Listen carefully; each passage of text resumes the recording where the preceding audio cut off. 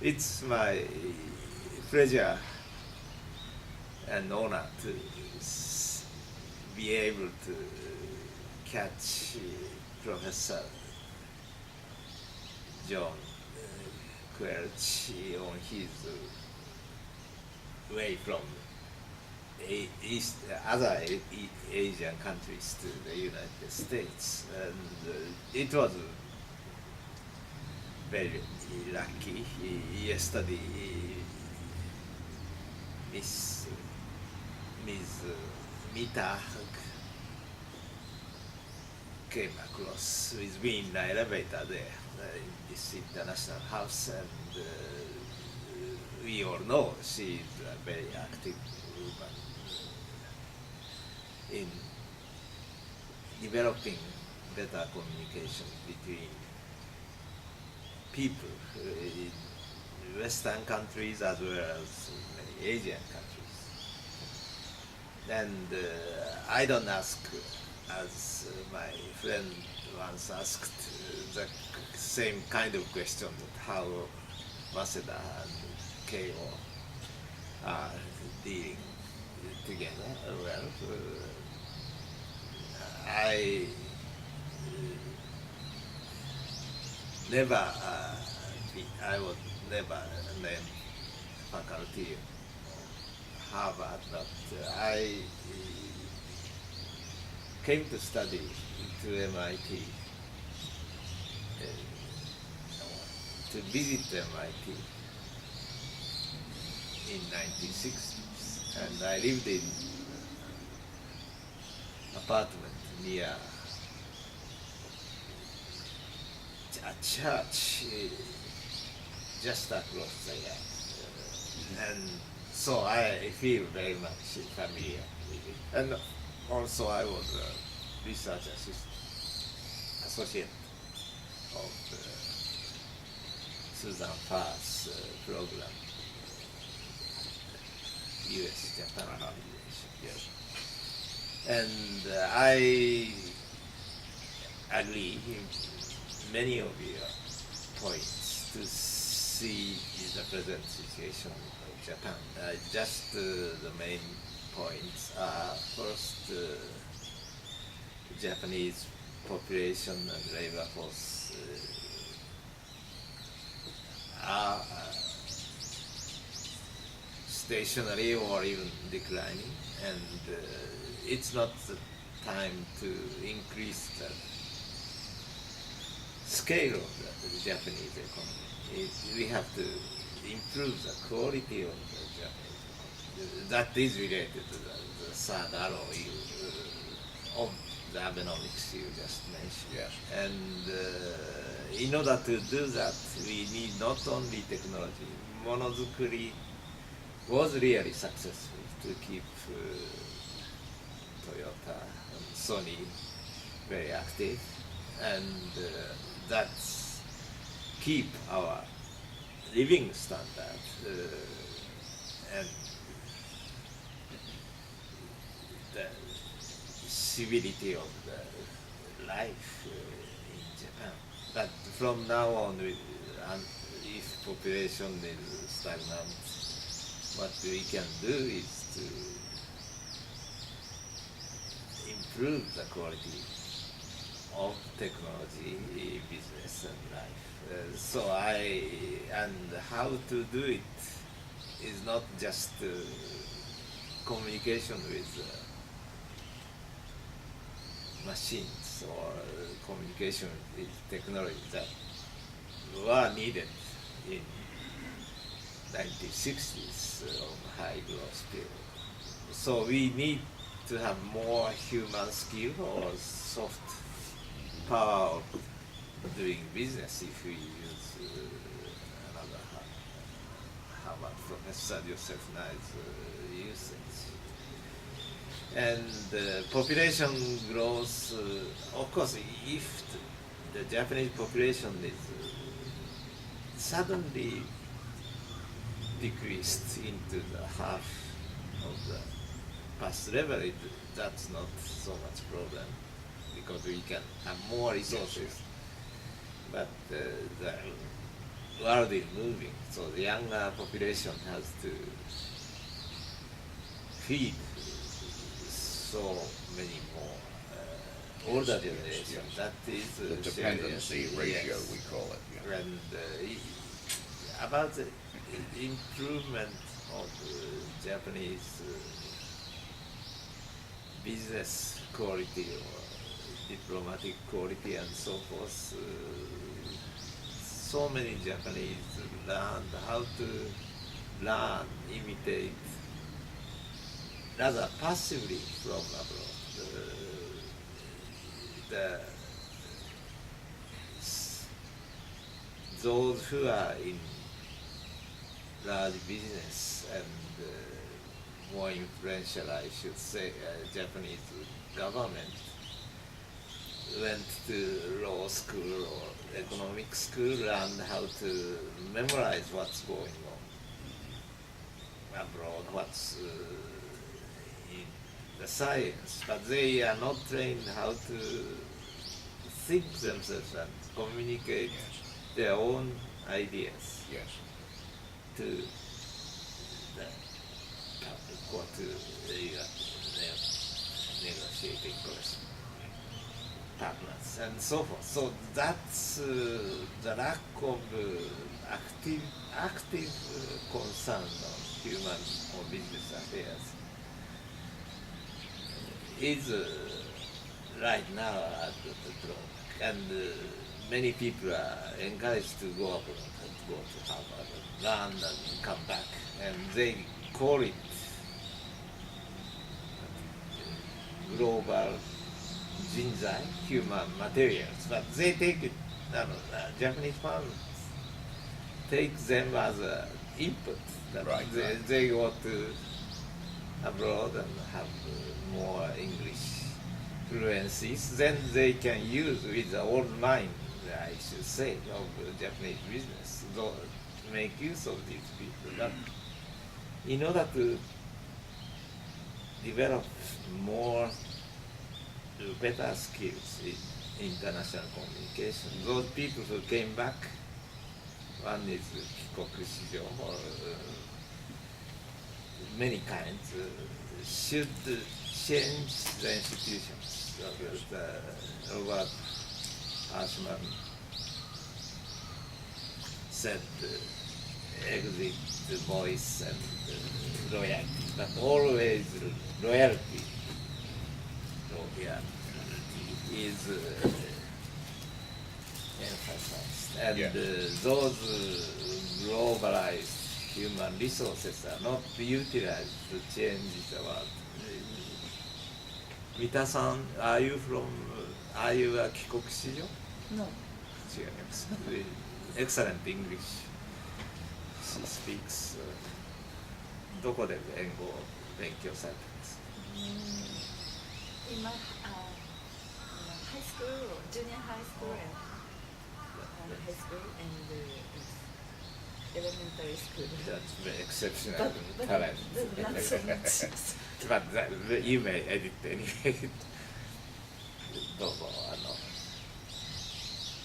But I think you make an excellent point regarding the human resource capacity of Japanese businesses to be successful internationally.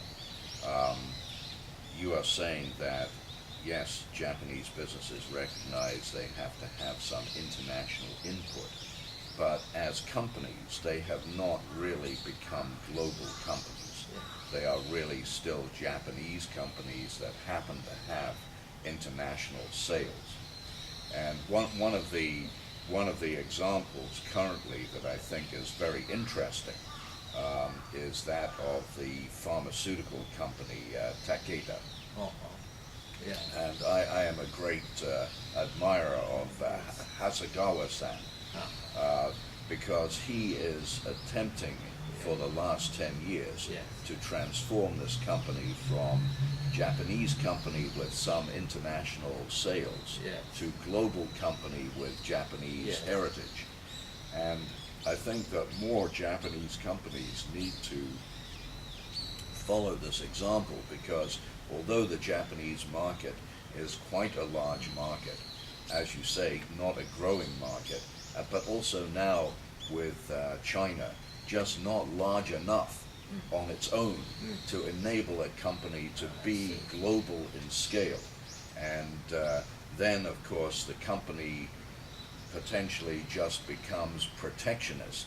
In other words, for its own survival, barriers are put up against foreign companies taking over Japanese companies, when in fact the health of the whole industry for the world depends on that increased consolidation of companies internationally for improved productivity and performance. So the challenge is, I think, that Japanese companies not really well equipped in many cases to confidently go international and become global companies, and not being able to become global companies, they defend then the Japanese market and just become weaker players, but protected by regulations that prevent them from being taken over, as might occur in Western Europe or North America. For example, 社外重役 external executives are promoted by the government, but the common reaction of firms are that they want to preserve the old kind of family, Quelch family style, or Todai Gakubatsu style management, and they even try to minimize the power of the Shagai Juyaku in some cases. And about the Takeda, I met my old friend here who is on the other side, and they are worrying about so many external appointments, external development, but without really contributing according to their productivity increase. And it's like Spielberg and other Rockefeller Center type of thing. Japanese business used to have tremendous financial resources to buy or to employ those real exceptional talent, but without speaking English in proper, in skillful way, it would be very difficult to control. What is your impression, if I may ask, of the strength of the Japanese university system and its ability to deliver talent to Japanese business and the Japanese government that's truly global in quality? I think first thing is they emphasize memory. Still. I saw an NHK wonderful program how doctor find out certain symptoms of a disease, whether it is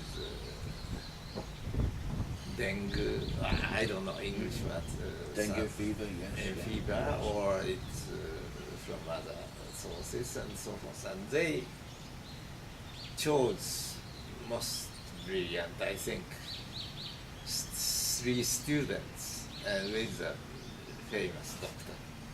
And the famous doctor asks, with these symptoms, what do you decide this is 腸チブスってなんていうんですかね、腸チフス or デング熱 and the students are brilliant, but what they do is they remember all the I see. symptoms of Yes. and they quick answer at Yeah. the exact, but probably in Harvard Medical School they bring some pamphlet and see what's going on in Right. this and what A little more yes. exploration, a little yes, bit. and to explore different explanation, Yeah. etc. So Yes. they are so in spite of the excellence of that program, I felt students, including medical students, too much driven by memory and Yes. Another example is if you visit a security company also, so then there is a president, there is a chairman of the board. That's fine, but there are 3 or 4 rooms of the retired president and chairman, Okay. and they are talking together. So the new Right. way of business president would like to develop would be always compromised on Right, the old right. day ideas. That is, the firms are not for the stock necessary for the stockholders, but firm is for the Right. employees and well-established executives. Yes. And maybe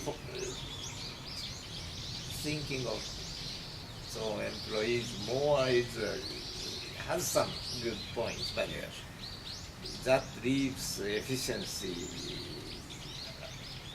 really not so well. And if I come back to Abenomics, single parties, one problem in Japan right now, even though monetary policy and cheaper yen helped Japanese recovery.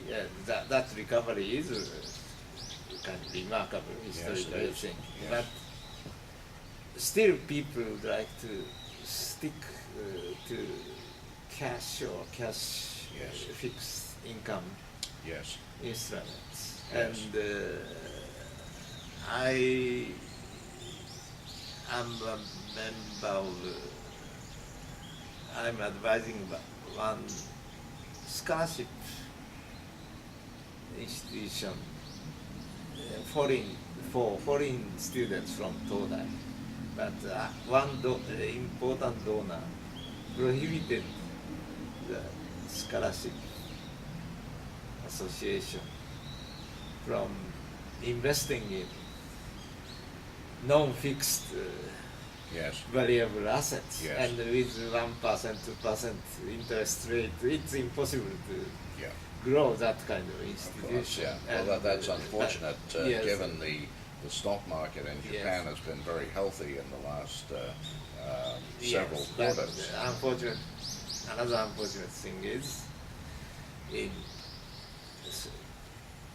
5-10 years back, Japanese economy, Japanese stock market Terrible. was terrible, and many people lost Yes. the money. So that donor thought that Japanese technology had so much, but Right. Zytec Right. ruined it. And that kind of attitude is a macroeconomic problem closer to my field. Yes. Since because of the yen policy and stock market prosperity, Japanese firms increased a large amount of profits, and every day Nikkei describes even Panasonic increased Yes, 10% yesterday, and Sony is doing this. So Yes. profits is soaring, and even government revenues are recovering, Right. and the labor market is keeping tight with science. However, money the Japanese firm collected are not invested. They are not distributed to wages. They are not given back to stockholders. They are not invested in Research and direct. development. Yes, and even they are very too cautious about stock investment. So that's I thought Japanese economy will recover if government stops many stupid, like let's say regulations Yes, on yes. labor and others. But I thought of returning to your question. Finally, academic community, if Monbusho stops all the unnecessary control and so forth, then Japanese economy, Japanese academic will return to very active, like in Cambridge, Massachusetts. I still doubt because of this corporate structure is pulling back the macroeconomy is that Abenomics is trying to. So perhaps one way of thinking about this would be that on the monetary side, considerable progress has been made. On the fiscal side, progress has been made. But on the structural reforms, still slow. And the risk is that the monetary and fiscal efforts are successful enough, just successful enough, that it gives everyone the excuse, again, not to do the structural reforms. But some part of deregulation and structural reforms are hard in any countries. I don't think Mr. Abe should be criticized that reform is slow, because look at the United States immigration law, Of course. gun safety, and TPP, all more or less direction of the reasonable reforms are agreed by at least reasonable people, but still, because of politics and interests, vested interests of the firms and so forth, its resistance is strong. So, I have some hope that Mr. Abe and Mr. Suga, who is chief secretary of the